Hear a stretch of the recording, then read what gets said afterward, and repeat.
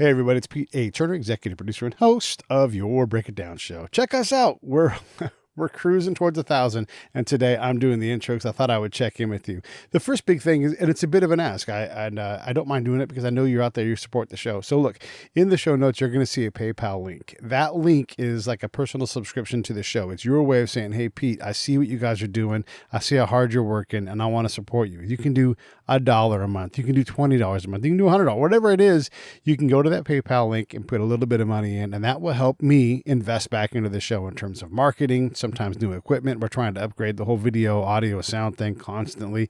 And this is just a great way to take some of that off my back and increase the ability of the show to grow. Now, we're growing like crazy, but the thing that I struggle to battle is that algorithm, that discovery part. That costs money. So I'm investing money in that now, and it's working. I mean, the YouTube presence is growing, and the live side is growing. And of course, the podcast side is crazy how big that thing is. So that's a great way to support. You want to know how to support? Do that. And I'm hoping to be on the road. There's a couple of projects we're talking about. Maybe they will come to life, maybe not. These things are fits and starts, but I'm hoping to get on the road, COVID permitting. Also, in terms of getting on the road, I want to talk about the Save the Brave folks. Yes, my charity, Save the Brave, where we get out and we help veterans with PTSD. If you want to support us, a great way to do it is go to savethebrave.org, click on the donate tab, put a small amount in for each month, and that will help us keep people, veterans especially, wanting to stay alive, get them working in service of others, get them on the boat, get them around them in fellowship, and just start to get together and save people's lives. It's working. The charity is growing. A lot of big things are happening, and we're going to be doing some events. I'm going to be going up to Benicia. Eric Hoagland has said, hey, let's get together. Benicia supports veterans. We're going to put a bunch of businesses, and we're all going to chip in money this year to Save the Brave. So we're going to be doing that, doing some live events, COVID permitting, of course. All right. Our guests today are Nicholas, Joseph Cunha, and Nicole Fahel. And Nicole and Nicholas made a movie called Bang Bang, and you can find that on Amazon. Look in the show notes for links. Anytime you use those links, that helps us out.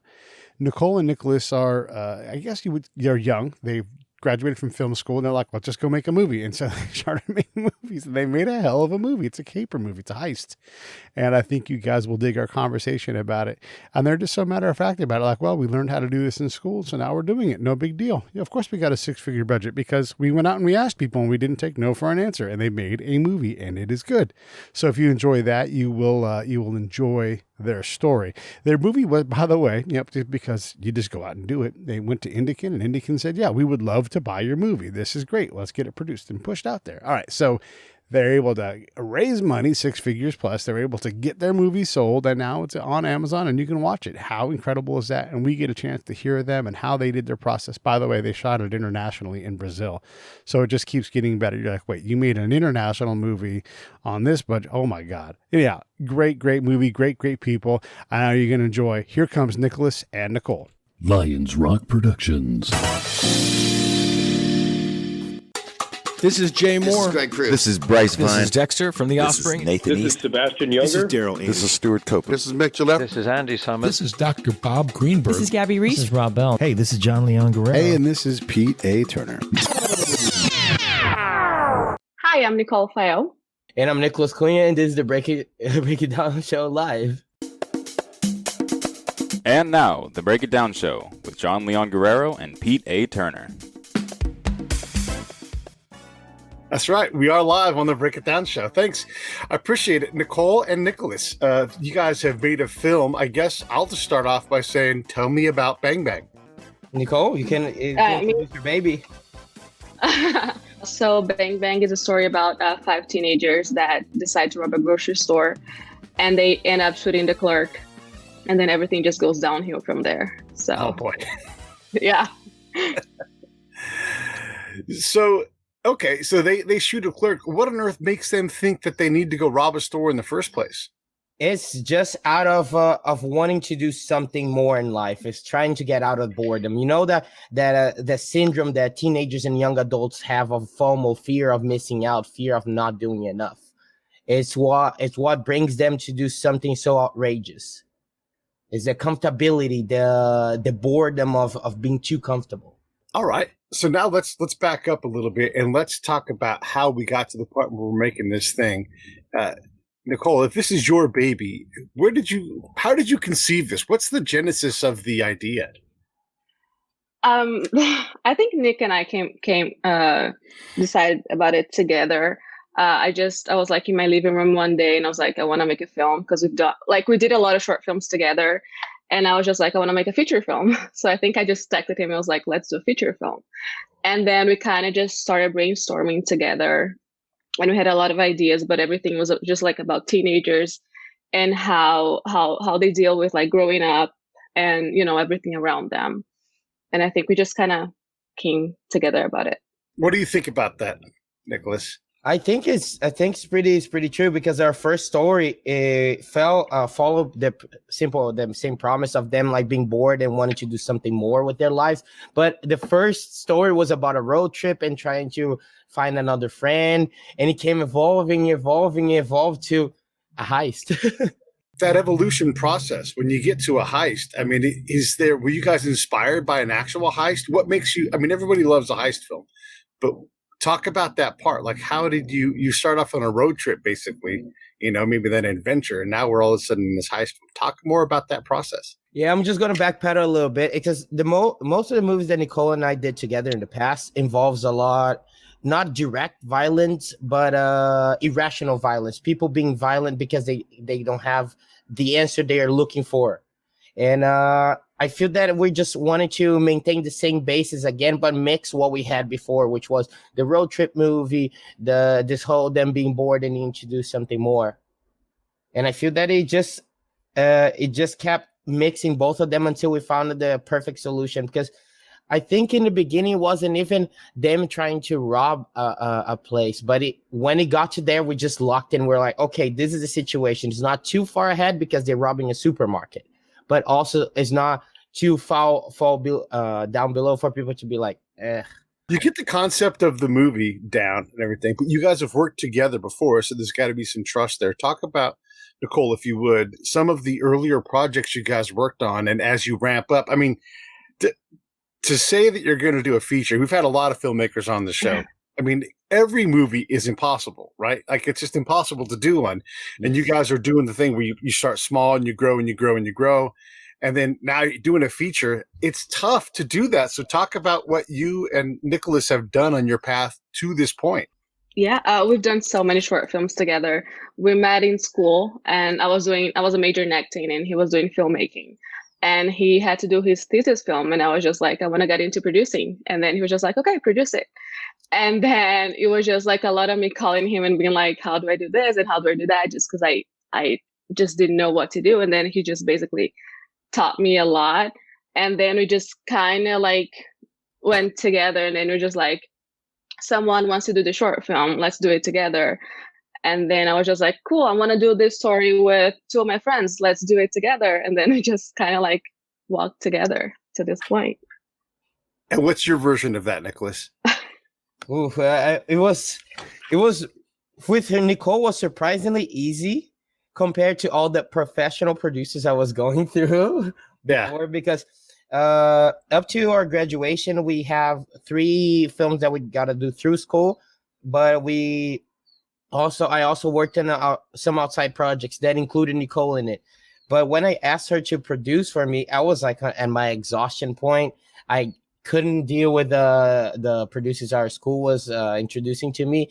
And Nicole, even though in the beginning she didn't know much, teaching her was easier than letting somebody produce my film, because usually I had to dedicate the same phone time, the same present time. The only difference that Nicole was a good friend, and it was way more fun to do with her. And it was, how can I say, more objective, because whatever I needed, I told her, and we would not go out of our way. We would not go to fairyland, try to find like 5 things that the producer thinks is more interesting. I asked Nicole, can we do this? And she went for that. All right. Now we're getting somewhere. Okay. One of the problems with making a movie, what makes a feature, hey, let's just do a feature, is to get it paid for. So talk about the funding process, because you guys both know it's all funding. You can have the best idea in the world, but if no one's going to give you money, you ain't making it, Yeah. So we filmed in my hometown, which is where I am right now. So that made it a little bit easier. And then it was just looking for investors here and people that could help with like locations.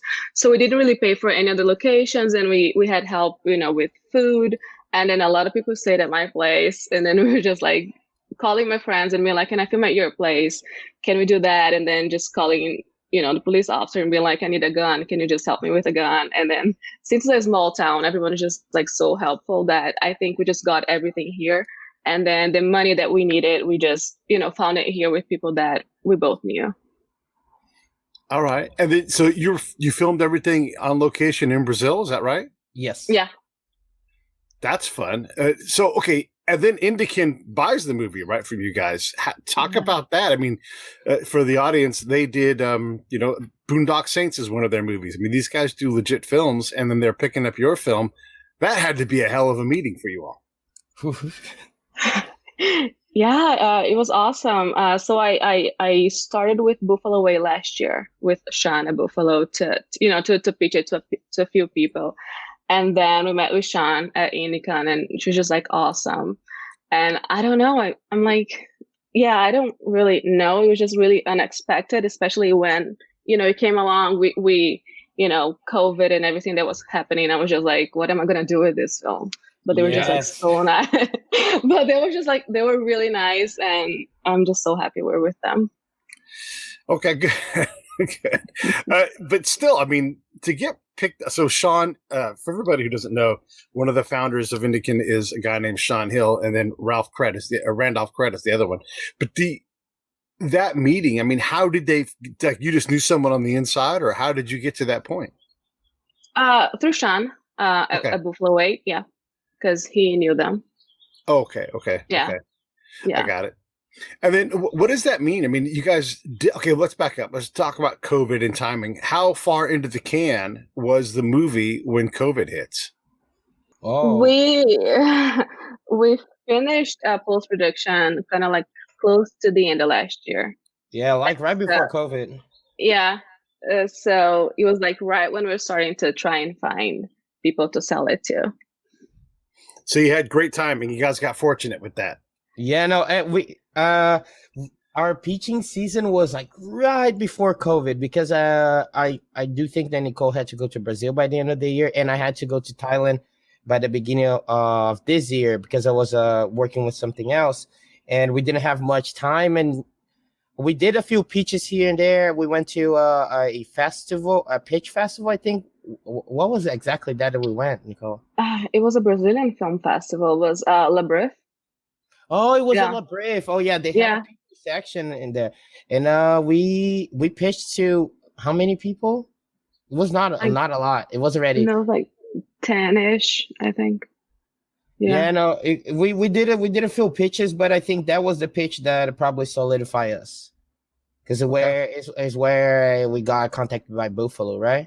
It was through that pitch, yes. Yeah. So right before COVID actually hit in a worldwide scale, we got it done. Yeah, I'll say. That's fantastic. It almost seems like you guys just like have had no trouble at all. But as you described, no, it's just because right now we are at a really chill part. Like we had our bumps during filming, during pre-production, but nothing that would, I'd say, destroy the film. I think so. Was there ever a point where either of you thought this ain't gonna happen? There's just no way. Did either of you have that moment? I think I'm too positive to say yes. No, yeah. I think I always believed in it. If in a way or another, it would hit a public audience, even if it was through piracy on the street with people distributing DVDs. Some way or another, it would hit people's screens.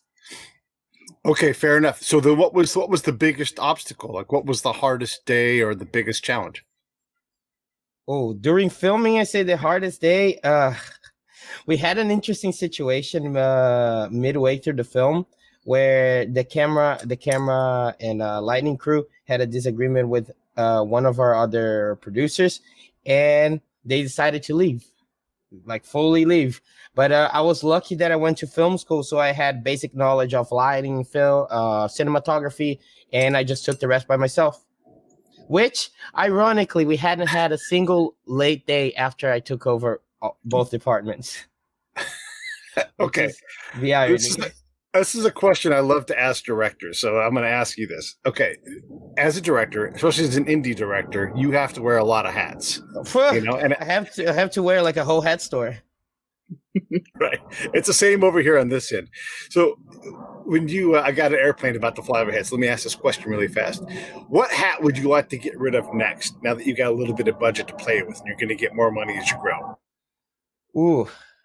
It's hard to say. I don't like having any technical hats, even though before I started directing, I was primarily first AD. I don't like having any technical hats. Like I actually would want to wear more creative hats. Now that I'm confident, super confident with my cinematography, not with lighting. Lighting, I would love to have somebody doing lighting, but I would love to now take care of the whole music section and the composing section of my movies, because when I directed Bang Bang, I was not into the music industry yet. But right now, that's what I primarily do. I'm primarily a musician right now. I'm releasing albums, releasing EPs. I'm getting featured in blogs. And I feel that now that I'm a full-blown musician on the technical sense, I wish I could translate that into my next film. What do you play? Oh, I'm a digital producer, so I basically can program any instrument. It can go from harp, from guitar to drums. I produce it all. I produce a lot for pop, country, gospel, hip hop, and rock singers, including So metal. are you a musician or are you a filmmaker? I would say a little bit of both, because my education comes in a filmmaking sense, and my first step into the LA professional world was through filmmaking. But before I even came to LA, I was a professional dancer in Brazil, and that just brought me into more music. And during last year, while we were in the process of pitching and selling, I had to do something else. And the film industry was already slow because it was the end of the year, nothing was happening. So I just picked up a hobby that I had, which was making music, and it turned into a professional thing this year. The pandemic actually helped a lot with my music career. Like a lot. Nicole, same question, but in reverse for you. You are an emerging producer. What hats do you need to add to what you do? So many. I feel like just I don't know, because I've learned a lot, just doing it. And I feel like right now I'm at the point where I'm just like making connections and meeting people that actually know a lot more than me. So like budgeting and how to actually go about sales agents and distributors beforehand, and all about like all of those things. Those are things that I'm like going for right now. So just like making connections and like talking to people that know how to actually really budget films, and talk to distributors and sales agents, basically. So getting that film sold is really where you want to strengthen up. And what about fundraising? I mean, do you feel like you have enough revenue streams to be able to fund something? Like let's say Nicholas comes to you and says, "Hey, I'm going to need $400,000 to get this done." Are you like, "Oh yeah, no problem. Let me call Ronnie. He'll cut a check." No, that's another thing that I'm working on. So like budgeting it and finding the money and meeting the right people for that. Because I know some people here that can help, and like film commissions and all of that, but like overall equity in the US, that's something that I'm learning about right now too. What's the next budget that you'd want to hit? What mark do you guys want to get to for the next film? Will you do it? Are you guys going to do another film together after Bang Bang? Are you guys a partnership? Yes, hopefully. We've been working together for so long that I probably almost all my next films are probably going to be through us, because Nicole does have a lot of hands in other people's films since she's a producer and actress. But as a director, since I want to make my filmography something not too expensive, but something more straightforward, more concrete, more linear, I feel that working with the same people that I trust will help me to maintain not only the aesthetic, but maintain the stylistic choice and the overall mood and feel of the films. Where do you guys bump heads? Like, I mean, I know you're going to work it out, but there's got to be areas where you're like, we just never agree on these things. I feel it's more like small things, like a moment things, because in general, usually when I was writing the film, surprisingly, I have 0 to no limitations with Nicole. It's I feel like just it's. Go ahead. Go ahead. No, I just feel that that whenever I'm writing with all people that I work professionally writing for someone, I think Nicole was the person who just allowed me to do whatever came on this mind. Like she was like, "Yeah, just give me a film." And whenever I was sending pages and pages, we would change a thing or another, but it wasn't because this is boring, I don't like this. We would find plot holes or that I created because I was just typing for hours and hours, and she would just help me correct. But it was that, at least what I felt. I feel like it's a lot when we're just stressed about something else of the film. Then it's just like anything that we do, then we might have a little fight, and then we're just like, oh, okay, get over it. But just like never anything too big. Yeah, I mean, making a film is hard. It's going to have stressful moments. There's going to be things that you want that you don't get to have because of budget constraints or personality problems. What are the most common problems you guys have on set? These things are just part of the business, but there's just no way around it. Like, what are those things that are just constant turmoil for you guys? Oh, I would say other people. Right? Other people love to not be on time. Other people love to get late. Other people love to find reasons of why they cannot do the job they were hired for. That is in the contract. A lot of people love doing that. Not specifically in our films, but I feel in filmmaking in general. I've been in so many situations where either talent or light or even a technical assistant were like, actually, I don't want to do this anymore. And what do you do from there? You cannot just make another person pop. And if you've been shooting the movie for a while and it's talent, you cannot just get rid of talent. It's not like some Fresh Prince of Bel-Air where they come with a new aunt. It's funny you say that. We had Aunt Viv 2 on the show on Friday. No way. Yep. Yeah. Daphne Maxwell Reed. Yeah. And she's wonderful. And she talked specifically about that, how they, Alfonso and Will basically handled it in a couple of seconds, like in 2 lines, and then they moved on. It's interesting. So the professionalism that you're talking about, because you guys are working at the indie level, there's people that are also, they're working their way up in lighting or whatever it's going to be. And you're right. They might underbid a job, or, maybe this isn't the business for them. Maybe it was their dream until they got their dream and they're like, this sucks. I'm out of here, But as a producer, Nicole, like every minute you waste that you're not putting shots in the can, that's money. You got to go out and ask for that money. You can't waste it. Yeah.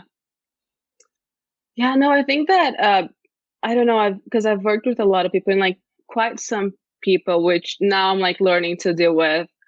I don't know, they just don't listen to as much as what I say. And sometimes I feel it's just because I'm a woman and I'm not, old enough that, I've had to go like to someone else that it's a man and be like, can you just say that? So that's happened a couple of times. And now I'm just like making sure I know who I'm working with beforehand, just because that's like not a good situation. But, besides that, everyone just listens to me and I'm just like, can we just please, I'm always with the first thing, like, can we go? And then mostly people are just nice about it. What about you, Nicholas? I mean, you've got to handle these things too. You've got a film to shoot. You're directing things. When these problems come up, again, you guys are all giving each other a chance. You're all sticking your neck out. And so you don't want to be ice cold, but sometimes you need to be like, hey man, it's cool. It doesn't work out this time. Have a nice day. I'm just going to move forward and send that person. I mean, if you're not on time, if you're not prepared, I'm going to grab you by the neck and go gently and go, let's go talk somewhere. Like, do that again, and I'm throwing you off this cliff. Get back to work. I feel that whenever I have to give somebody a warning or even, unfortunately, fire somebody during production, I try to make it as private and as quick as possible without any blah, blah, blahs, because I know that the more you talk, the more they will try to convince you to stay. And when you get to a point that you got to take somebody out of set because it's actually hurting the film, I should try to be as objective as I can. That's something good about film school, because they do really teach you how to handle situations like that in under a minute. And because as a director, I don't have to deal with the whole firing process, but I do have to deal with the moment of saying, hey, you're not suitable for the film for this, and that reasons. A lot of Where time. did you go to film? Oh, Go sorry. ahead.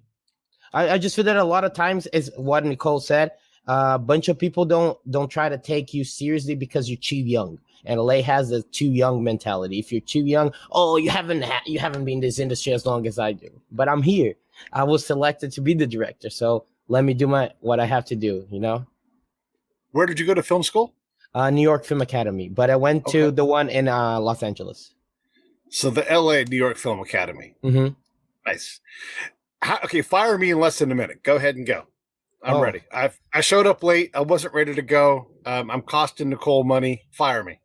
I say, hey man, to be honest, I've been hired to be a director, and if your problems, your issues are getting to my hand, I really need to tell you that you cannot be here. It's nothing personal, but you're getting in front of my work. You're getting in the middle of my work, so I have to ask you to go. And I think I would do that, and from there I would have like a producer, or for example Nicole by my side, and then it's for them. They take off. I am just pushing the bike, and they take the wheels off, or they let the bike go. I'm just the first cut. Okay, so enough of the negative stuff. Let's talk about some of the magic, because incredible thing when you create something. Beautiful things happen from that creation that you never would have known were going to happen. So Nicole, talk about that. Like, you get to film a movie in your hometown. I would love to do something like that. My hometown is gorgeous, right? So talk about that opportunity and some of the fantastic experiences that came from it. Oh, so many. So I'm like in a small town on the Northeast, and there's not much about arts here. So like something that I've always wanted to do was like bring more arts here, and then hopefully one day open an art school here. And so like one of the things that we did, we met a lot of people, and like they were all able to be, part of the background and, be a part of it. And we talked to a lot of people. We did some workshops with, people here too. And, we talked to just everyone in town, because I don't think anyone ever filmed a film here before. So everyone was just like really into it and helping like everyone in the city. They would just like email us and be like, can I do this or can I do that? So it was just really nice to be able to bring something here that a lot of people could be a part of. Nicholas, same question for you. What were some of the magic moments that happened during the filming? Oh, first that I discovered that is a city where Glauber Rocha, the only Brazilian filmmaker who not only has a Palme d'Or for feature film, but he also has for short film as well. Only Brazilian filmmaker that ever achieved that far in Cannes, was born in her city, which is a small, really small town compared to a lot of towns that we have in Brazil. And I feel the magic of the city. Ironically, as I said, the things that ruined movies are people. The magic of her city is people, is all the people.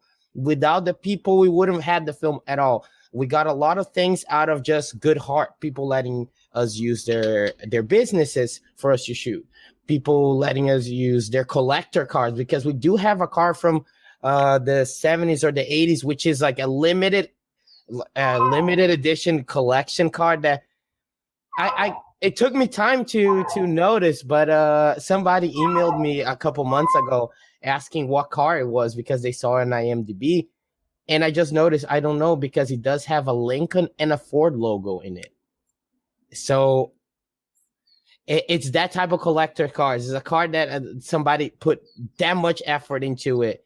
And stuff like this, people just let us use without paying a cent. And it was incredible, because if it was in LA, if we wanted to breathe in front of the restaurants, we would have to have a permit and to pay a fee. Yeah. There's something to be said sometimes for indie films. And you're right, that car is memorable for sure. I didn't realize it's a Lincoln Ford. It's got both badges on it, huh? Yeah, no, I'd never seen that before, because I got an email of somebody asking. They're like, I don't know how to start looking for this car, because I see a Lincoln logo and a Ford logo in the front of the car. Yeah. So I was like, yeah, I don't know either. I was looking for it. I looked for like an hour, I think, and I couldn't. I think the guy just probably put two cars together or something like that. Because though that car was incredibly spacious for sedan looking type car, because it fit 7 people, 3 in the front, 4 in the back, which is I never seen that before. One in the trunk? Oh no, no, it's 3 in the front and 4 in the back, and it was just wide. The chairs were just that wide. I never seen a car that was as long and as wide, but it wasn't like a SUV or a CUV. It was just a sedan looking type car. Yeah. Nicole, the ability to make a film in your hometown is something pretty special. Again, you're bringing the arts to your hometown and everything. You're shooting. You guys are shooting a film in Brazil, right? I mean, I don't know how strong the Brazilian film industry is, but you get educated in LA. Anywhere else you go is going to be like, it's kind of backwater. But then again, the magic of shooting at home is pretty incredible. Who came through for you at home that really stands out? Like, man, this person just went, like, they were bonkers to support us. Who was that person? Oh, who didn't? I love it. Who didn't? Right? I had my parents handling a lot of things in production, like on the production side once I started acting. So, my parents, my grandmother came to help. The people that work for us, they were just like making food every day to make sure people were fed while we're filming. So they, just everyone that worked for my parents. And I don't know, the police officers here, just because they were with us for so many days. We had so many scenes with like guns, that we had to, with real guns, that we had to stop traffic, and they were just like always next to us, helping us out. So I feel like, but just everyone in general, like all the people that let us use the locations, they were like super helpful. They would be there. They would like let the place stay open later, and they email us later, be like, how did it go? And ask for news, and like we use the shopping mall. So like everyone was just like so helpful. The next time you shoot a film, it's not going to be in your hometown. So it's going to be in whatever, Utah or somewhere else. You leaned hard on your hometown. How are you going to get the same kind of support where you go? Do you have like a plan, or are you just going to invent it? Or how does that go for you? I'm going to have to invent it. No, I think we're going to have to have more people on the production side for sure. Just because here we leaned on a lot of people. So we're going to have a lot more people like working on the production side. What does that cost in terms of budget? A lot more. I don't know. I do think that maybe like 3 or 4 more people on the production side. So it would cost a little bit more to have them with us. I mean, just someone focused on being the liaison with the local government. So the police and because that town does want that magic moment. And if you spend time with them, they'll help you get it, but it takes work for sure.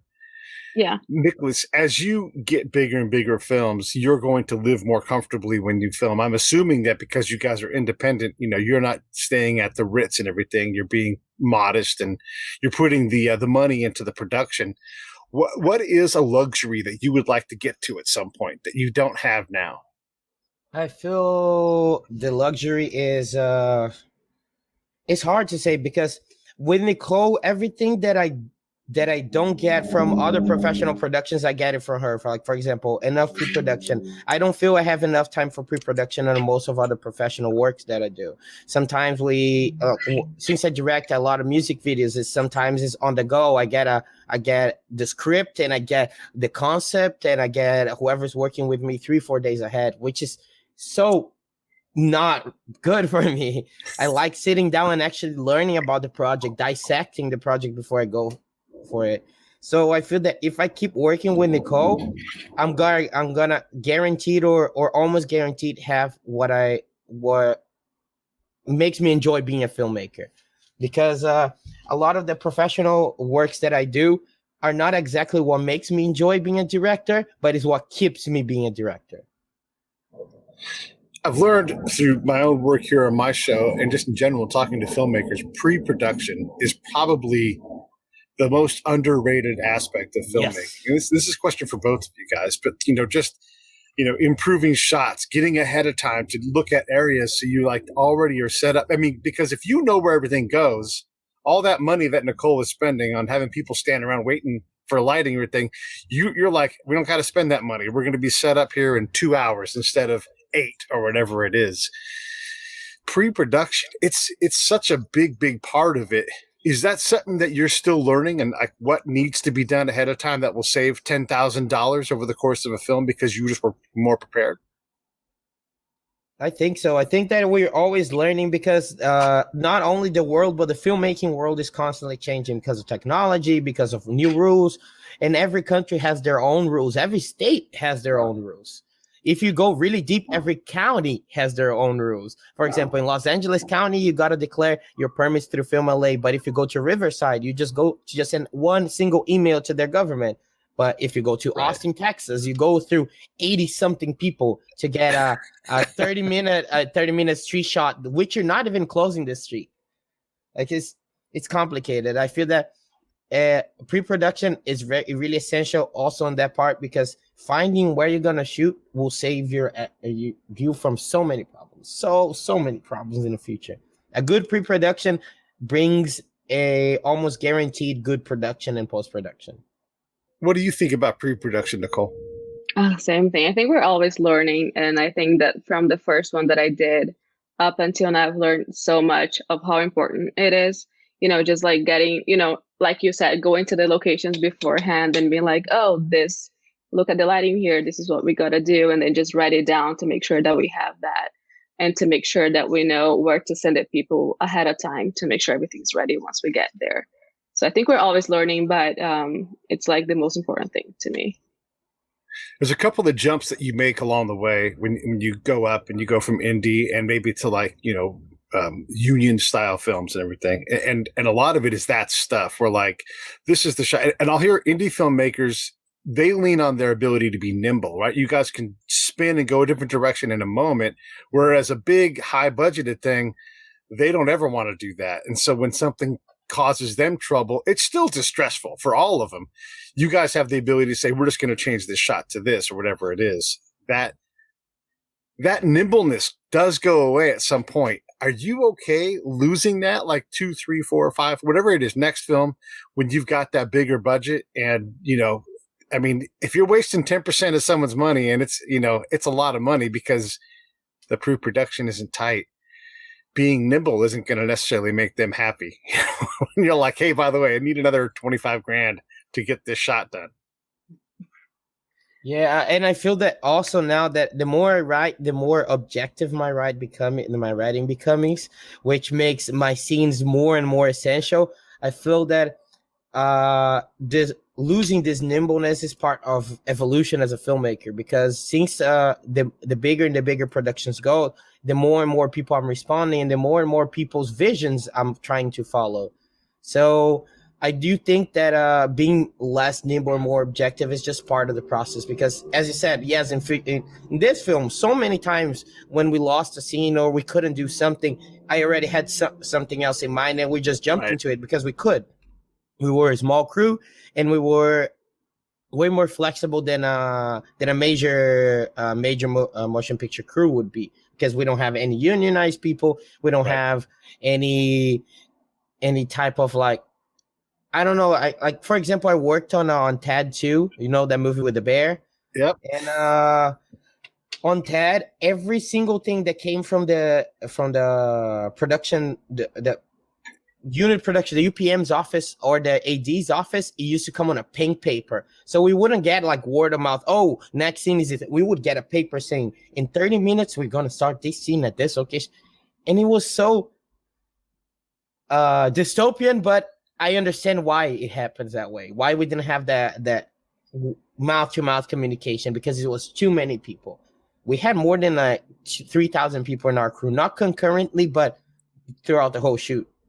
It's too many people to remember what they do. So passing a paper to the departments is just more intelligent at that point.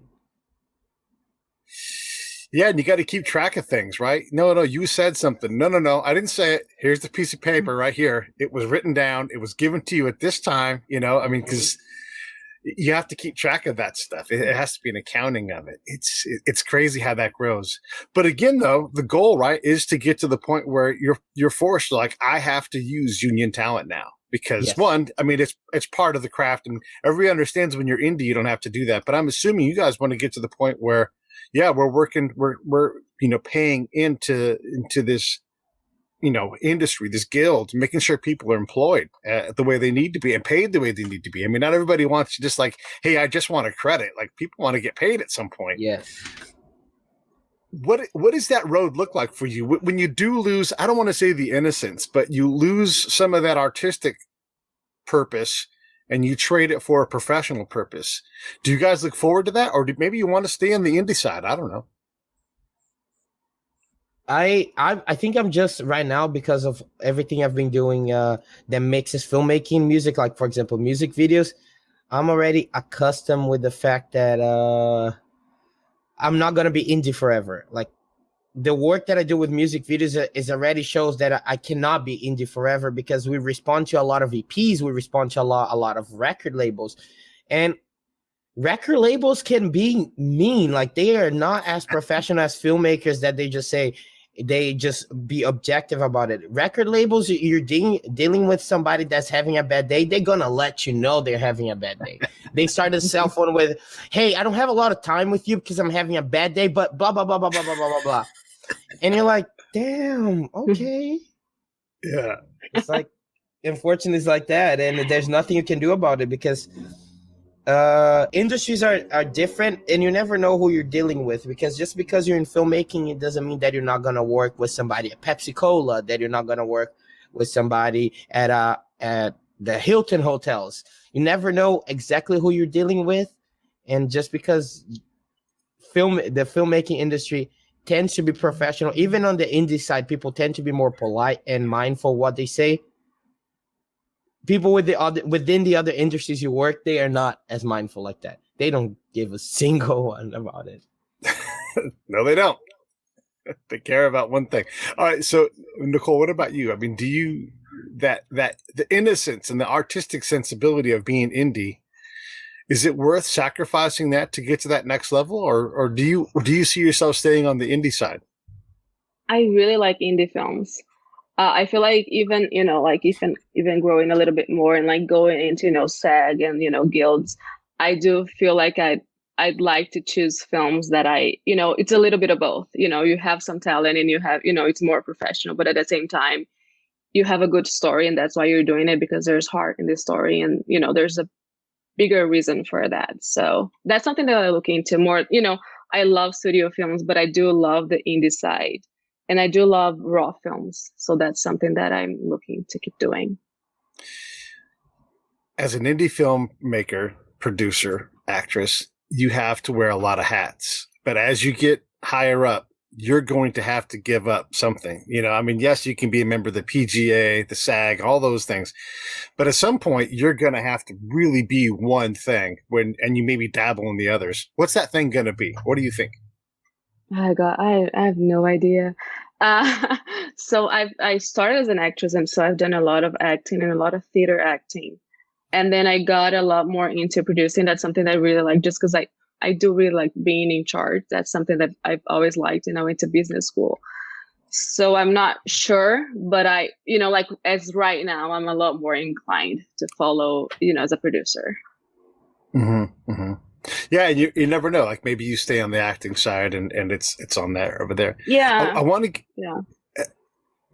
What makes your heart the happiest though? Like, is it the production? Is it creating this bigger thing? I do like being. Yeah, I do like. Yeah, I feel like right now. Yeah, I really like doing it. And same kind of question for you, Nicholas. I mean, ultimately, yes, you can make music, but you have to pick something. You can't just, you can't write, direct, and make music for too much longer. I mean, maybe you do, maybe you break the mold, but at some point you're gonna be like, I'm just gonna hire someone to do this music, and plus this person's better than me anyhow, or whatever it is. They're gonna direct this film. I'm just gonna write this thing. What do you see is your path today? Today I see I just have the realization that I'm a really lucky person to be where I am today, because most of my friends who are within the music industry or the film industry, it's hard for them to stand on 2 feet on either or. I'm lucky that I had the education and the connections in film, And I was lucky that everything that happened this year moved me towards music.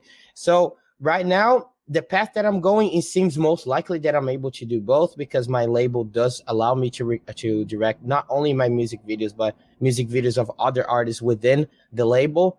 But I do see myself, if I have to lose something, I just see myself probably losing a little bit of writing, because I love to direct other people's visions. It's something that I feel that it's something that I'm comfortable with, and something that I'm good at, is just bringing other people's visions to the table. And hopefully when I do that, I can be as demanding and require my music touching it, because up to this moment, I've been able to, since I started putting both together, and hopefully I'll just be able to continue doing both. As a musician, right, and you're programming instruments, sometimes the analog version, the actual strings going across the actual, a bow, is going to be something like, you take the world's greatest violin player who can create emotive music, and you're going to struggle to compete with that. Do you agree with that? First off, I mean, I'm an old man, so I'm like, play the damn bass, don't program it, but and there's nothing wrong with programming music. Let me say that up front. It's totally fine.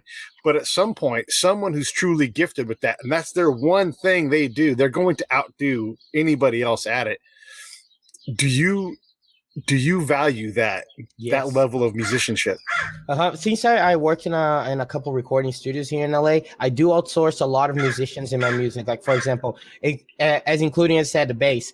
I program most of my bass, but I do have a girl called Nigeria Thomas, which is an excellent bass player, excellent string instrumentalist per se. She can play over 20 string instruments, and I usually outsource her, because our pricing, our synergy working together is really good. So I've outsourced a couple synth players, I've outsourced a couple bass players, and I've outsourced recently a wind flute player, because I was trying to go to a certain melody which digitally it hit perfectly everything I was looking for, but I needed that humanization, because it was an emotional song, and we talk a lot about I was working with a gospel artist, so we talk a lot about God, and we wanted something more humanized. And humanizing through the computer is good, because most of the times it's almost impossible to notice. But out of just because I really wanted something analog, something per hand, something that even if she made a mistake, I would feel that mistake. It would be human. I love it. I love that. Yeah, we were talking the other day on the show about when you do something in a computer and you program it, it's great because you can do anything right there, but you also lose that ability to have someone else say, we need to play with time here, and not be perfect, be a little behind, be a little in front of, and it's hard to. One of the things we've learned too about music is, like, even like the greatest, like Stevie Wonder, right? Sometimes he needs someone else in the room to say, hey, Stevie, that's too indulgent. Let's pull this back. Let's push this forward. Let's challenge you in another spot. That must resonate with the both of you as artists, that sometimes you need someone in there to hold you accountable to your best self.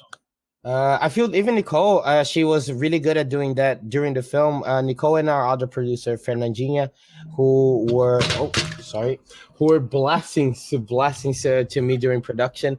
I feel that without them pulling me back when I needed, probably I could have lost time doing stuff that was not as necessary. They were really good at saying, okay, we don't have time to do this. You got to choose between this and that, or this is too much. Can we do this in without it? And most of the times it's just a yes, because I know that if I say no, I'm just losing time and going to become that back and forth that is going to make me lose the scene in general. Right.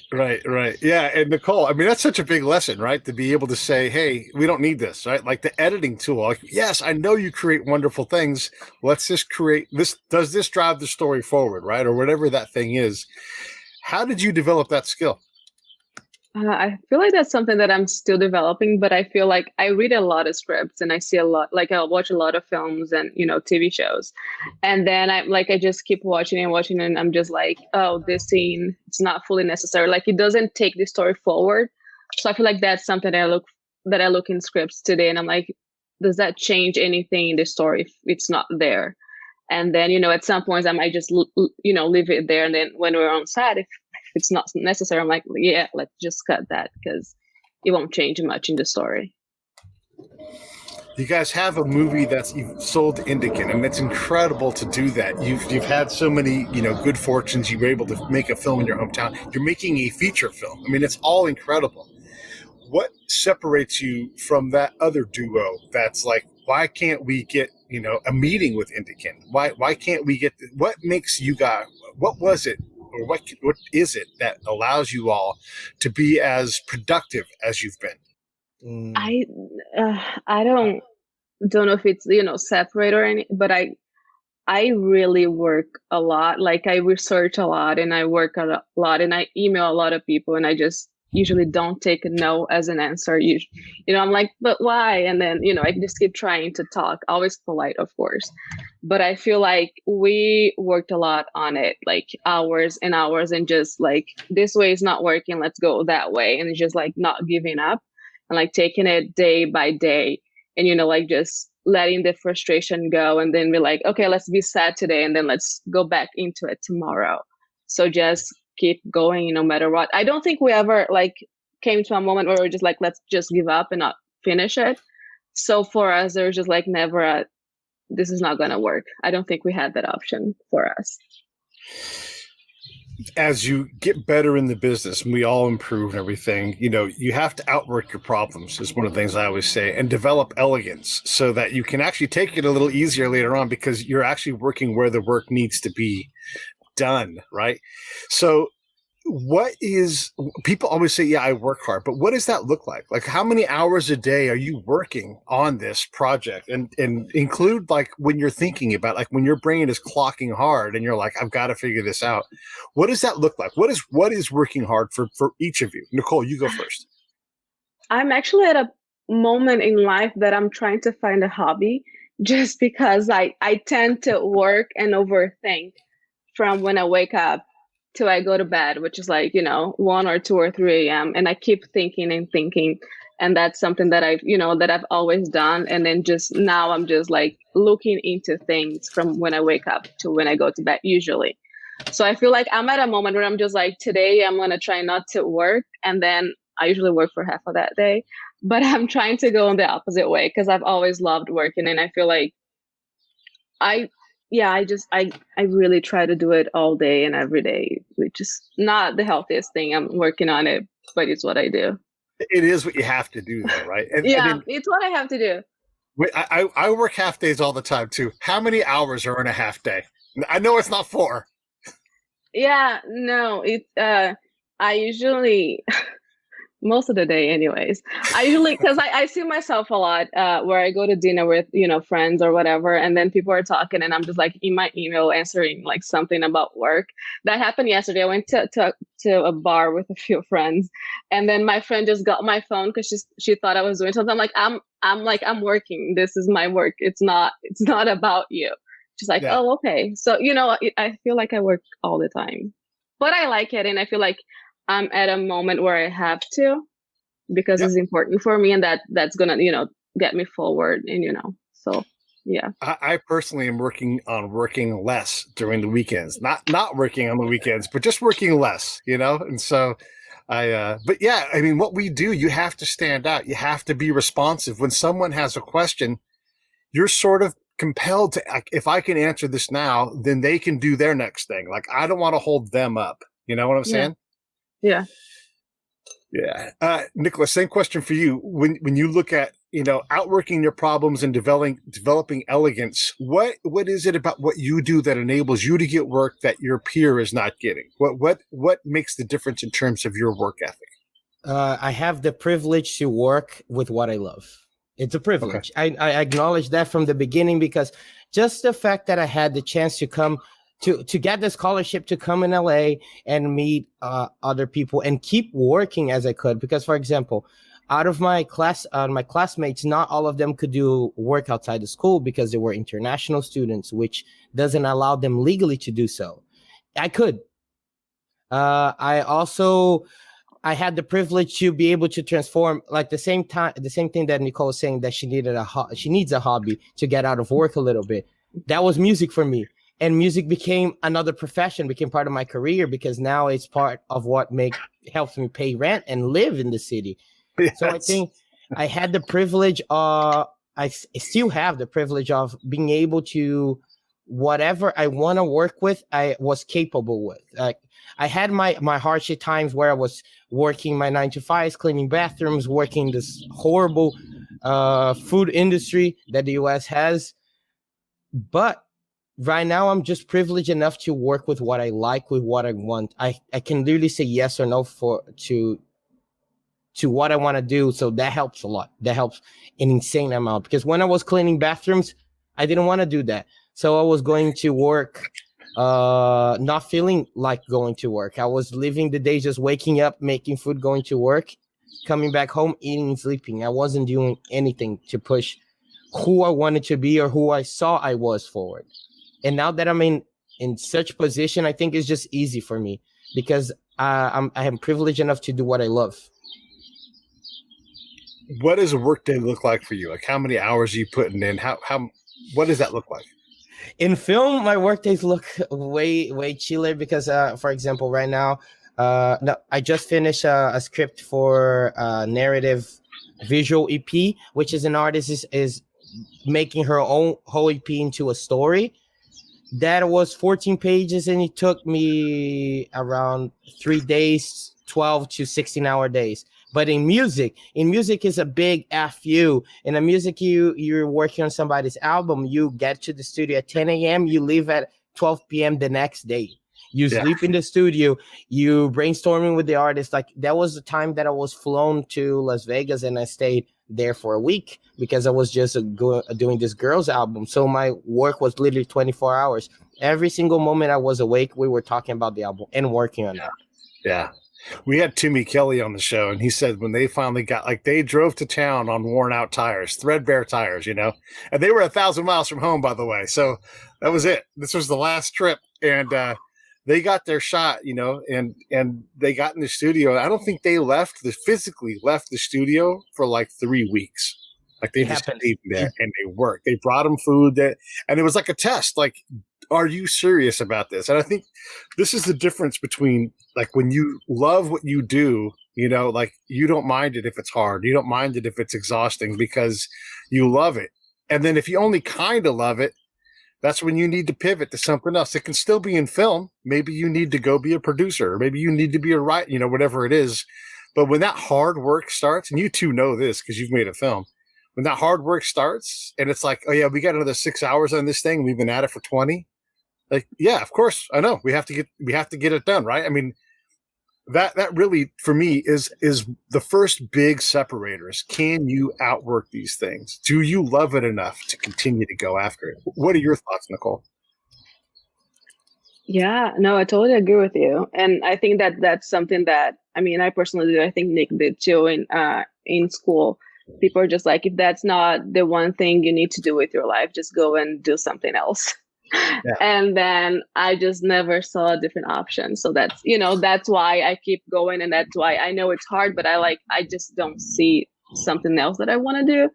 And I don't mind doing it. I don't feel like it's work, which I think I'm so thankful for, because I know a lot of people, and I see a lot of people that are like, oh, I got to go to work. Oh, I got to do that. Oh, I got to do that. And I'm like, even though I have long hours and I do a lot of things, I'm always having fun while I do it. And I think that's so important because it's something that I'm looking to do for the rest of my life. And it's, it's a lot of work. So you gotta really love what you're doing. Otherwise find something else. Do you think you work more than your friends who have regular jobs? Yes. Right. Yes, but no, because the amount of work they do, I feel is most of my friends who are not doing what they want, they work way less hours than I do, but their 8 hours they work per day seems like they're working 3-4 days in a single day. The amount of exhaustion that they experience is insane compared to mine. I have a friend who she works in a company that makes signs for like a big stores and stuff.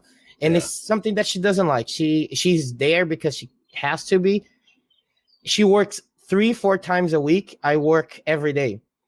I am not as exhausted as she is. I am more energetic in the sense of social situations, because making music and making film is just pleasurable. It's something that is hard, but it gives you pleasure, which is something that most other jobs do not give. Yeah, one of my friends the other day was talking to me, and I'm like, man, he's like, it's so great what you're doing. And I'm like, I know, I love it, and I'm not complaining about it, but I got to tell you, it's terrifying sometimes, like when the next paycheck is coming, all that kind of stuff.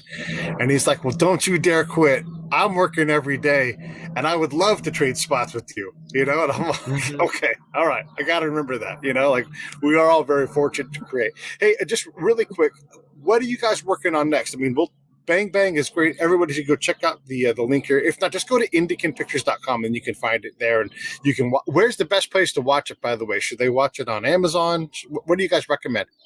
I personally like Apple TV, but there's Amazon and there's Google Play, and yeah. Just watch it, everybody. That's the main. Just watch it. Yeah, whatever you're comfortable with. Big screen, small screen. It was made for all of them. What's next? What's next with each of us, or yeah, together, each individually, whatever it is. Just go ahead and you start, Nicholas, and just what are you guys going to do next? For right now, my 2021 basically is at least the first 2 quarters are fire focus on music. I just signed a record label under 2 personas, one called 818 Suki and another one called Online Friend. So I'm gonna be releasing a lot of music and visuals for them. But my quarter 3 and 4, hopefully I can dedicate entirely to my filmmaking, because Nicole and I had already talked that we want something next. And during my music time, I've been using it to write. I'm trying to have 2 features ready by the end of the year so I can present, and we go with one of them. Nicole? Yeah, same. I'm doing a lot of production. I'm working with a few producers, mostly here in Brazil too, because that's something that I want to be able to do, like work both here and in the US. So we have some stuff planned for next year. Depending on how COVID goes, to film or not. So we have those planned, and then I have one with Nick that he's writing to let me know. But I texted him the other day, I was like, let's do something next year. So he wrote something last year that I loved. So we might go with one of the options to see if we can do something next year. I love it. Everybody definitely go check out Bang Bang, Amazon, Apple TV, wherever you watch movies at home. I don't know if you heard the news, but Pfizer today announced that they've got a vaccine. It appears that it works for most people most of the time. So, no way.